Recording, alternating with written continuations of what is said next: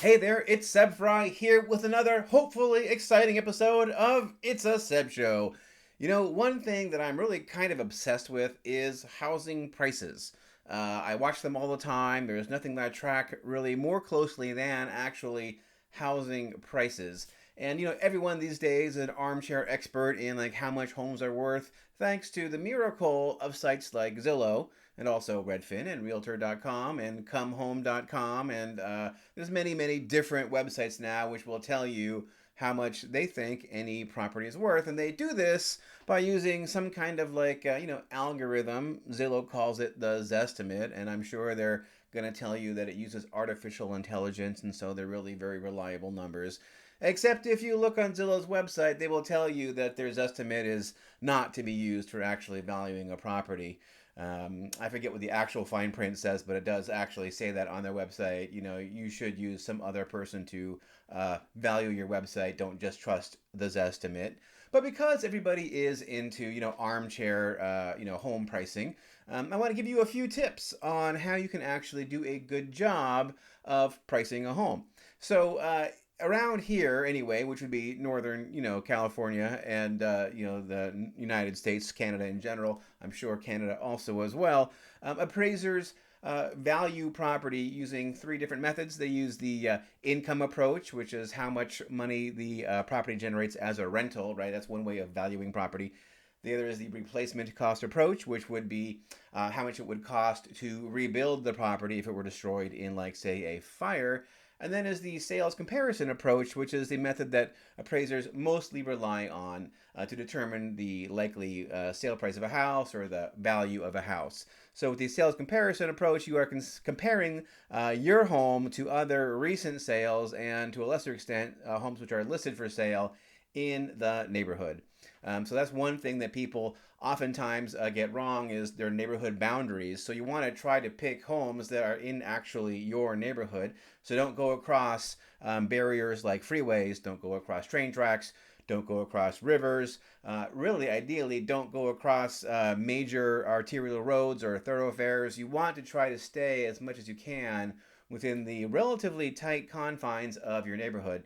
Now, it could be there have not been enough sales in your neighborhood lately, or enough sales of similar homes in your neighborhood, so you might have to go outside of your immediate neighborhood, but try to pick neighborhoods where the same buyer pool exists, right?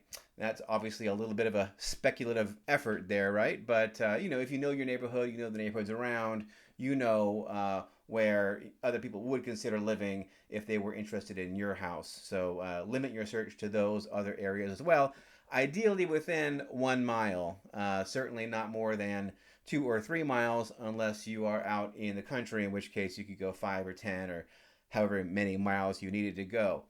So location, very important. Make sure you choose properties which are in the same school district. That's also tremendously important. Now, so location, obviously, most important thing. Next thing would be the size.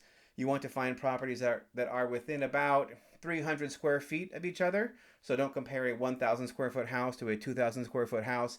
I would even say don't compare a 1,500 square foot house to a 2,000 square foot house. You really want to get them as close as possible in terms of the actual size. Then you want to find things like lot size. Ideally, the lot size should also be pretty similar, within about 10%. Now, that's obviously not always possible, but just do your best.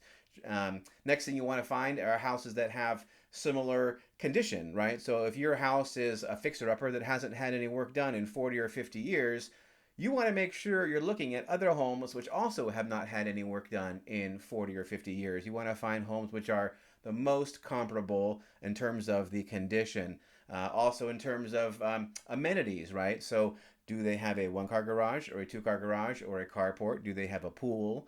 Do they have a hot tub? What else do they have in the actual house? Do they have an office? Do they have a basement, right? Do they have like a usable attic?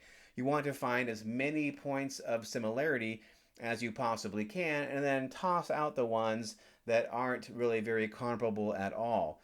Now, after you've done all this, you may find that you really only have a very few number of homes that you're looking at, and that is good. Because a lot of times people look at all these homes that really aren't comparable, and they try to figure out how much your house is worth, or you try to figure out how much your house is worth looking at these houses which really aren't very much like yours. And you're going to say, oh, yeah, but it was just 2 blocks over. Well, if it's 2 blocks over, but it's twice as big a house, not very useful as a comparable, I don't think. So once you've whittled it down, you might find you're only looking at 3 or 4 or maybe 5 houses. And I'm going to tell you, actually, you shouldn't be looking at more than 3, 4, or 5 houses. Really, ideally, you want to whittle it down to 3 or 4 houses, which are the most similar to yours.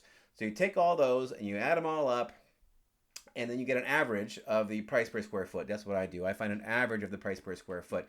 And if the lot size is very similar, and the home size is very similar, and the home condition is similar, and the amenities are similar, you're going to find a pretty good valuation for your house based on the price per square foot of those 3 or 4 very comparable sales. Now, obviously, there's many amorphous things, right, which we need to take into consideration, like views and road noise and what other houses on the street look like. And that is where the art comes into it, right? First is just the math, and then is the art. You really have to kind of figure out how much buyers would pay for an ocean view or a valley view, or a house on a street where the houses are all immaculately maintained versus one where there's weeds growing in the front yard and half the yards are taken up by cars on blocks, right? So it's really tricky to actually finesse it to the point where you can tell weeks or months ahead of time what your home is going to sell for to some unknown buyer. But if you start with the fundamentals, which is picking the right comparables and then getting the right price per square foot of those comparables, you're probably going to be pretty close to knowing what your home is going to sell for. All right, well, there you go. I've showed you the secret sauce on how to figure out how much your house is worth. I hope you have enjoyed this episode. Let me ask you this. Do you know anybody who is wondering this very same question? Like, how can I figure out how much my house is worth beyond looking at Zillow?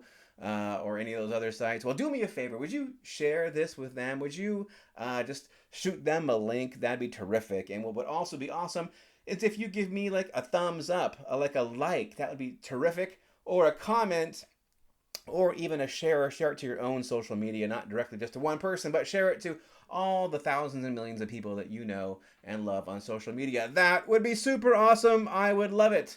All right, well, that is it for this episode of It's a Seb Show. Don't worry. I'll have another episode up again before too long.